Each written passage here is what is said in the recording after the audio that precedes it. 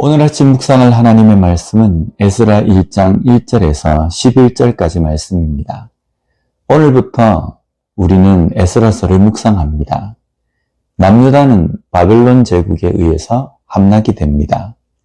이후에 이 바벨론은 바사 제국에 의해서 함락이 됩니다.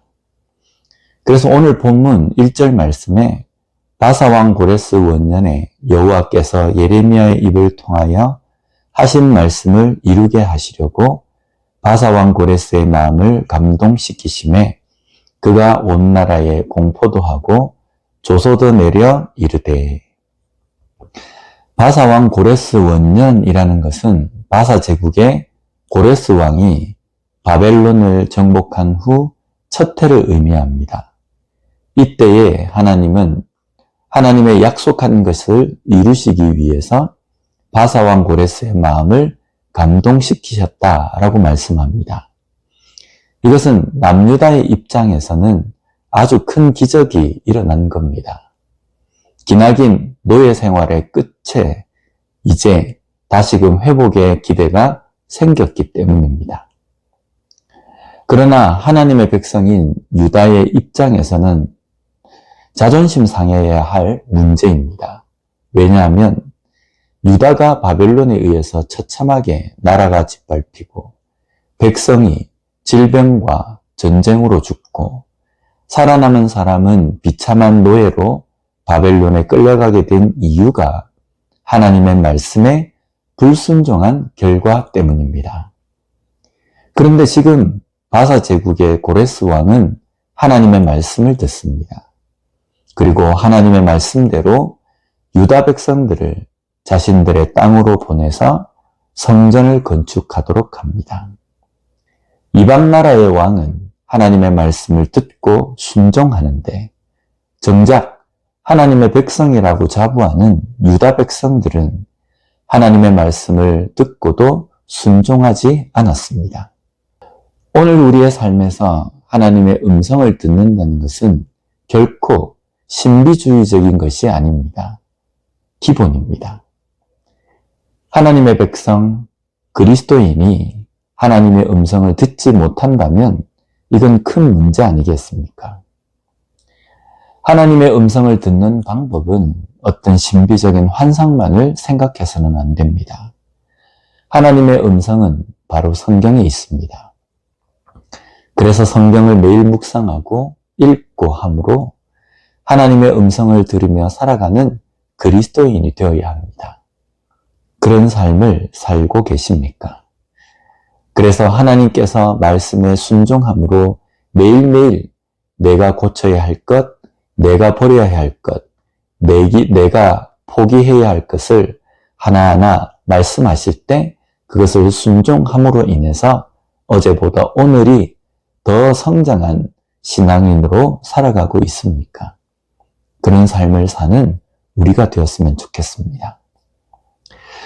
그래서 오늘 말씀은 하나님의 말씀을 들은 고레스의 관점에서 말씀을 살펴보려고 합니다. 하나님의 음성을 들은 고레스는 그 말씀에 어떻게 반응을 합니까? 오늘 본문 2절 말씀을 보면 바사 왕 고레스는 말하노니 하늘의 하나님 여호와께서 세상 모든 나라를 내게 주셨고 나에게 명령하사 유다 예루살렘의 성전을 건축하라 하셨나니. 바사 왕은 자신이 주변 나라를 함락하고 패권을 잡게 된 것에 대해서 하늘의 하나님 여호와께서 세상 모든 나라를 내게 주셨고 라고 고백합니다.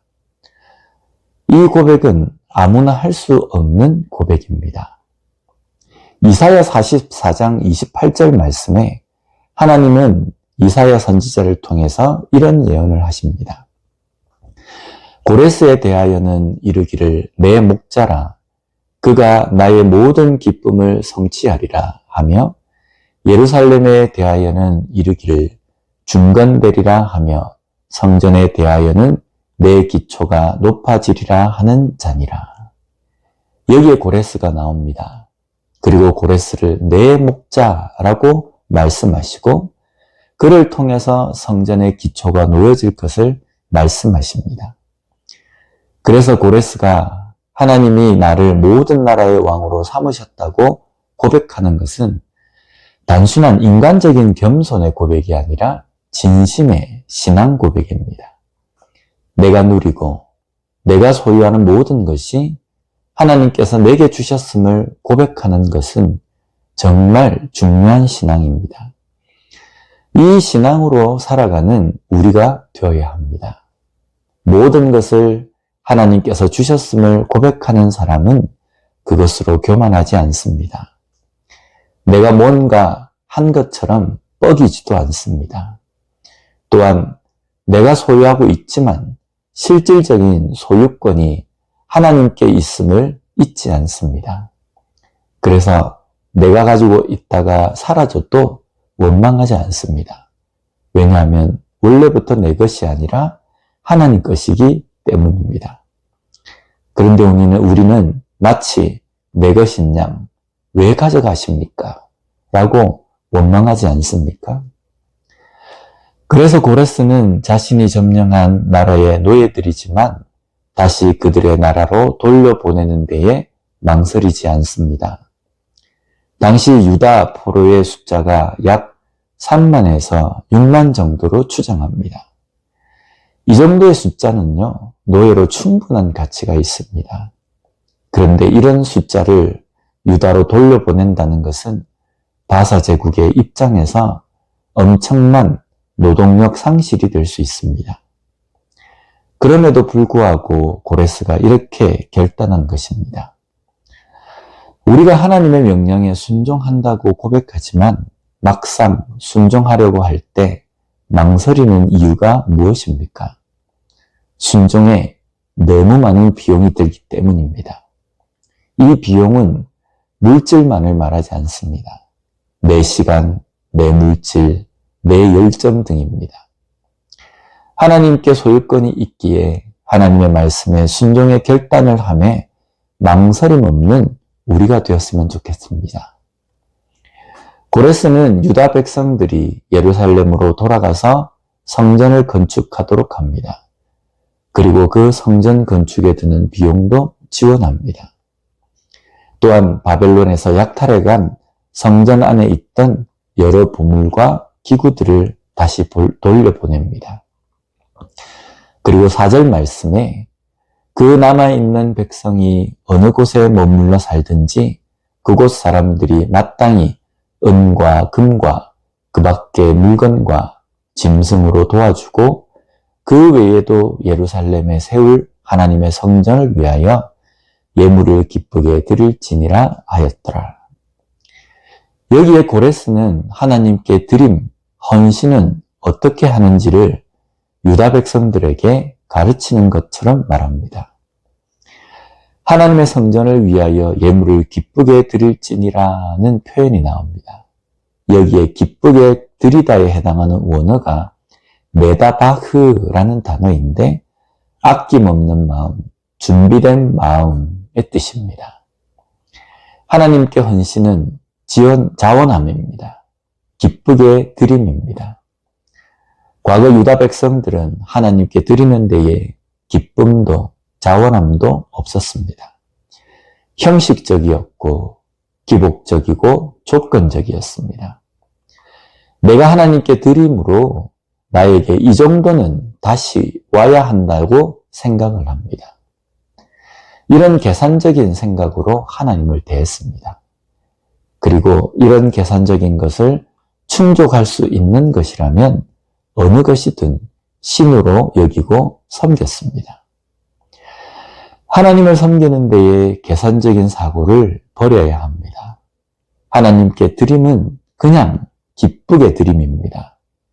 내 시간, 내 물질, 내 헌신을 드릴 때에 계산적인 사고를 버려야 합니다.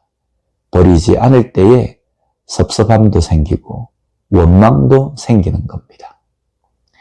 하나님은 포로인 유다 백성을 이방 나라의 왕을 통해서 해방시키십니다. 무너진 성전, 무너진 유다 백성의 신앙을 이방 나라의 왕을 통해서 어떻게 회복해야 하는지, 어떤 것이 신앙의 회복인지를 선포하십니다. 그리고 오늘 우리에게 어떤 것이 진정한 헌신, 드림인지를 이방왕 고레스의 입을 통해서 우리에게 말씀하십니다. 오늘 우리도 성경을 통해서 우리에게 주시는 하나님의 음성을 놓치지 않고 들음으로 진정한 믿음, 진정한 헌신을 드리는 진정한 그리스도인으로 사는 삶이 되었으면 좋겠습니다. 기도하겠습니다. 하나님 아버지 감사합니다. 오늘 말씀을 통해서 다시 한번 하나님의 백성이 하나님의 말씀에 귀를 기울이고 그 말씀을 잘 깨달을 수 있는 영적 민감함을 가져야 함을 깨닫게 해주시니 감사합니다. 또한 우리의 신앙의 회복은 어디서부터 시작이 되는 것인지, 그 신앙의 회복으로 말미암아 하나님께 드림에는 자원함과 기쁘게 드림이 있어야 함을 또 한번 생각하고 깨닫게 해주시니 감사합니다. 우리의 삶에 이런 신앙의 회복이 있도록 주님 붙들어 주시옵소서. 그리하여서 주의 몸된 교회와 또 하나님께서 이 땅 가운데 일하실 그 계획 가운데 귀한 도구로 쓰임을 받는 우리 모두가 될 수 있게 주님 함께하여 주시옵소서. 예수님 이름으로 기도드립니다. 아멘.